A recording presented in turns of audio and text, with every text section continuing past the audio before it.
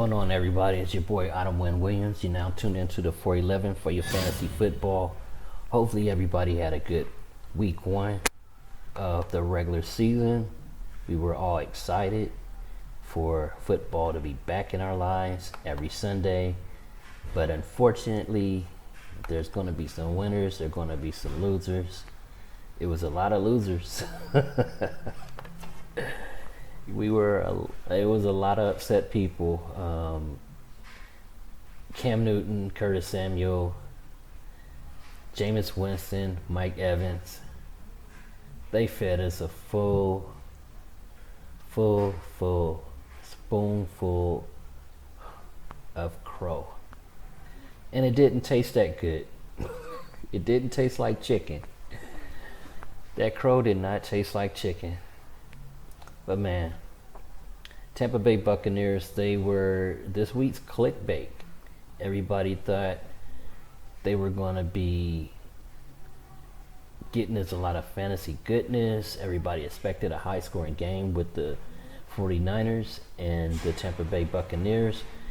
And I believe the 49ers put up, 27 Draftkings points on defense. Myself, the majority of my lineups were horrible.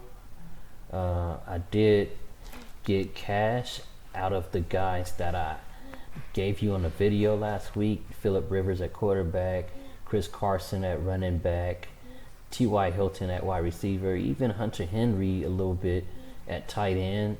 And the Seattle defense, they at least helped me on a GPP. And also, I played that same lineup in a head-to-head, so I was able to at least break even on Fanduel. Draftkings, I didn't do that great at all. I don't think I won at all on Draftkings, even with the guys I selected for last week's video.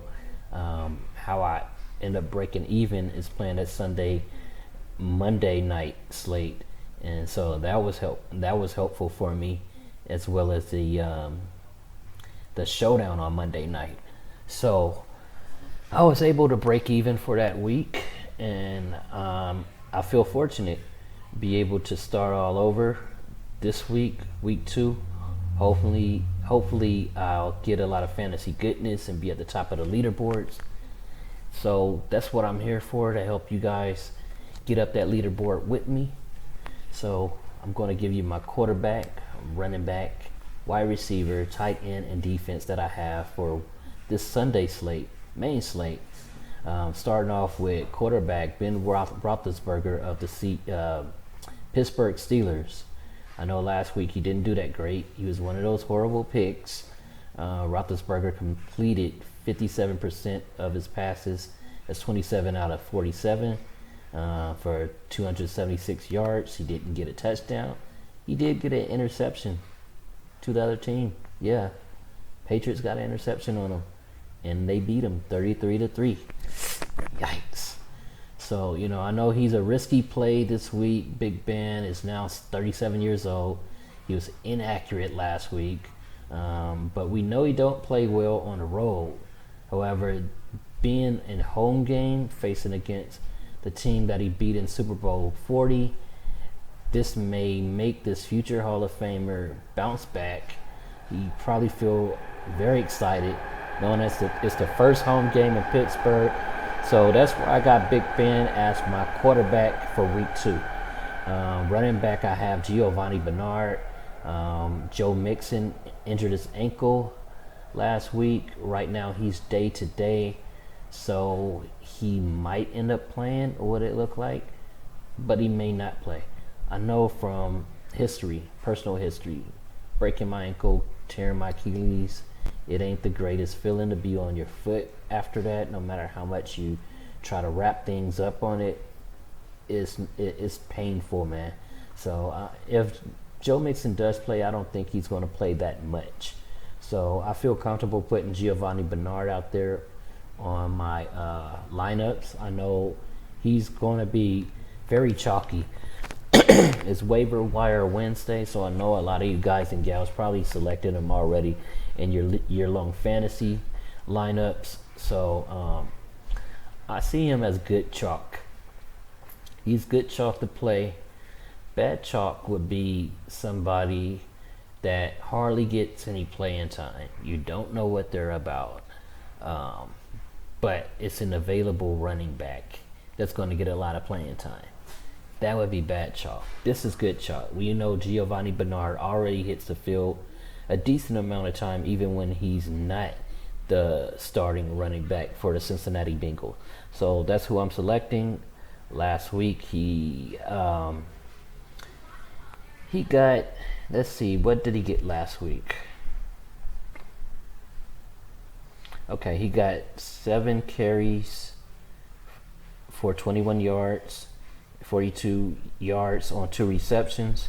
So yeah, he's good, but I'm hoping he gets a minimum of 70 plus yards, double the pass catching, and get a touchdown against the 49ers. And we good, knowing that he had 62% already of offensive playing time last week.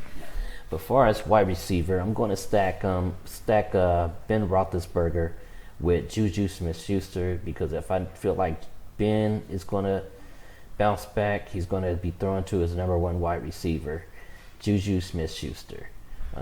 He also suffered an injury last week. He got a toe injury, but Mike Tomlin said he feel optimistic about Juju playing this Sunday against the Seahawks.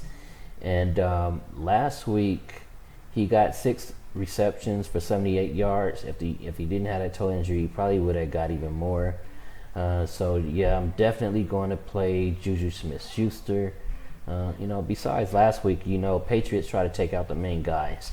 So I'm going to give him another chance, knowing especially people might not even play him with that Q tag next to his name and recency bias. Earlier in the season, everybody don't have much data to gather. We're all looking at 2018 and week 1. So new fantasy players in DFS, they're likely going to fade players that was on teams that was losing, or that player didn't get a decent amount of fantasy points. So yeah, you go back to the well and play those guys. Moving on at tight end, I have Delaney Walker.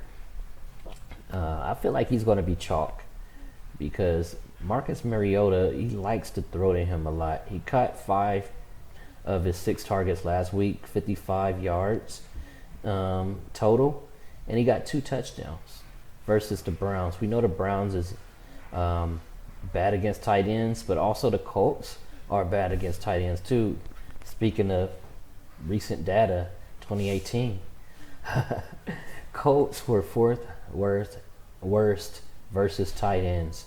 So that data right there, I'm definitely going to utilize it. And recency bias against the San Diego Chargers last week, Hunter Henry, he was able to get 10 Draftkings points by catching 4 of his 5 targets for 60 yards. So yeah, that's who I'm going to select at tight end, Delaney Walker versus the Indianapolis Colts. At defense, very chalky defense, I have the New England Patriots.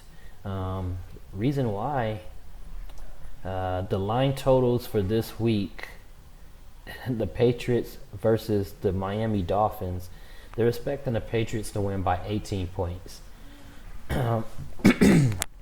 Now, I think that's a bit much, but I feel like the way the Patriots has played last week, and even in preseason, and all the pieces that they have, they do have the ability to score 18 points more than the Miami Dolphins, beat them by 18 points.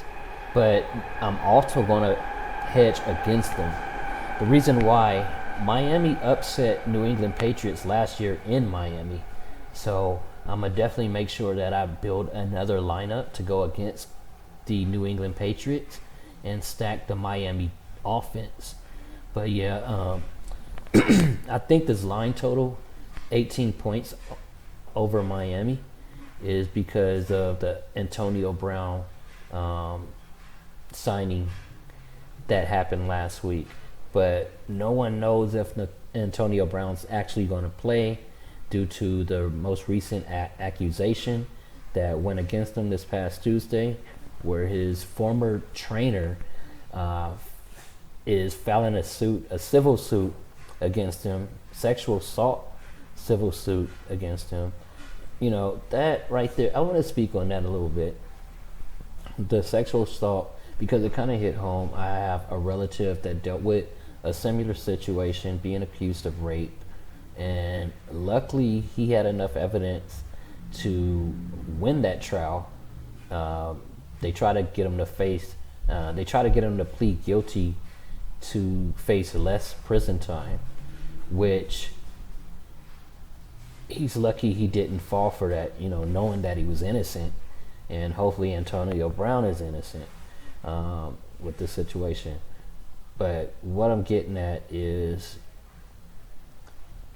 this can really mess you up, man. Say that he does get acquitted for this. It's still going to be all over the internet. People are always going to link rapist to his name, you know, just like they do with Ben Roethlisberger, you know. But as far as with Antonio Brown,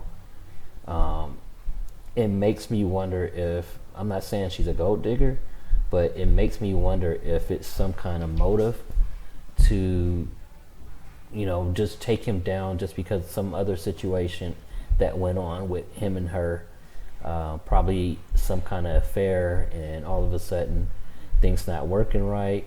She want money out of it. You know, it's women out there like that, but it is guys out there that do rape.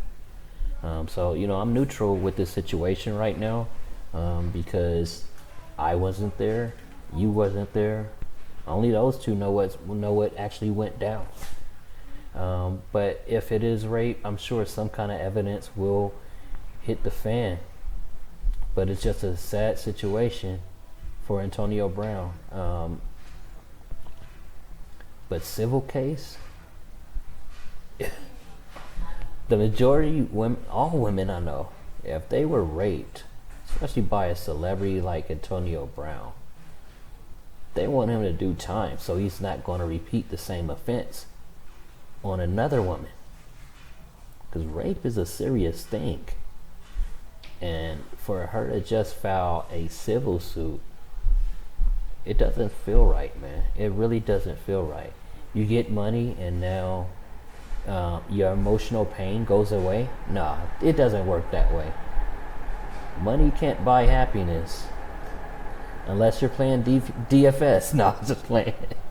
But that's my little spiel for today.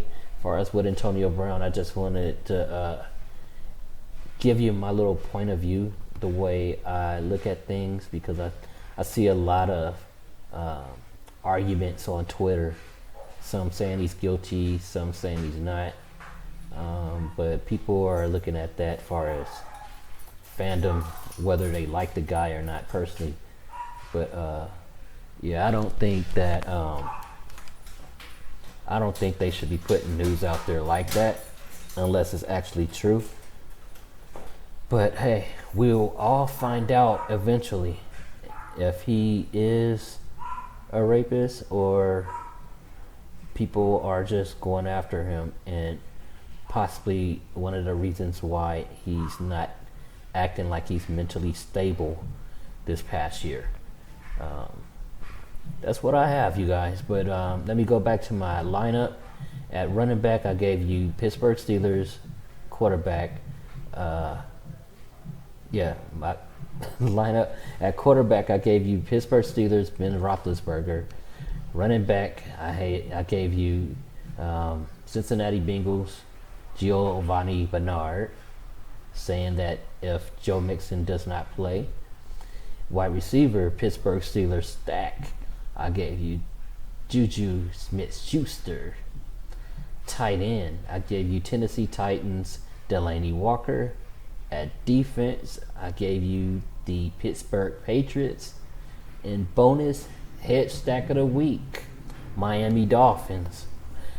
This it. It's time to build these lineup, make that money, go into week 2 with optimism, and just win, baby. It's Otto Williams getting out of here. to 411 for your DFS fantasy football. Make sure you like, subscribe, share, hit the bell icon so you know when the next video is getting created and on YouTube. I'm out, y'all. Peace.